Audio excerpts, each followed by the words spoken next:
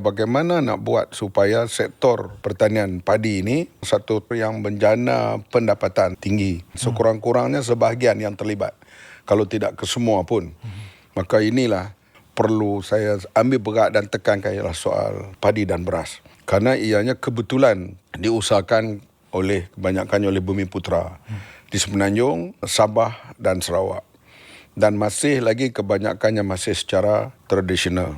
Dan penghasilan pula daripada kita capai kemuncak SSR, kecukupan beras negara 71%, sekarang tinggal lebih kurang dalam, kita kata kadang-kadang 55-56 atau dari sekitar bawah 60%. Ini membimbangkan kita pada masa hadapan keadaan perubahan cuaca. Perubahan cuaca ini berlaku yang boleh menggerunkan kita kalau kita tidak ada persediaan. Persediaan itu iaitu kita kena berusaha supaya keterjaminan makanan itu ada kepada rakyat.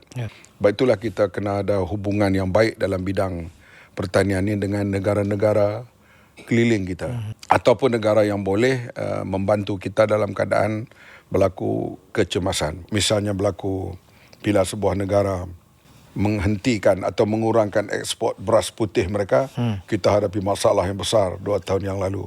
Dan tahun ini agak reda, bukan kerana beras kita di Malaysia sudah cukup, kerana harga beras peringkat antarabangsa turun harganya. Tapi selama mana kita nak boleh bergantung keadaan begitu? Ini yang kita cuba tumpukan. Memanglah ada masalah penyakit, masalah itu memang itu sentiasa berlaku. Tapi kita tak boleh, orang kata, we will never surrender dalam keadaan begitu. Kita mencari metod baru, teknologi baru, benih baru yang kita akan cuba supaya kita bertahan di peringkat 80% ke atas lah.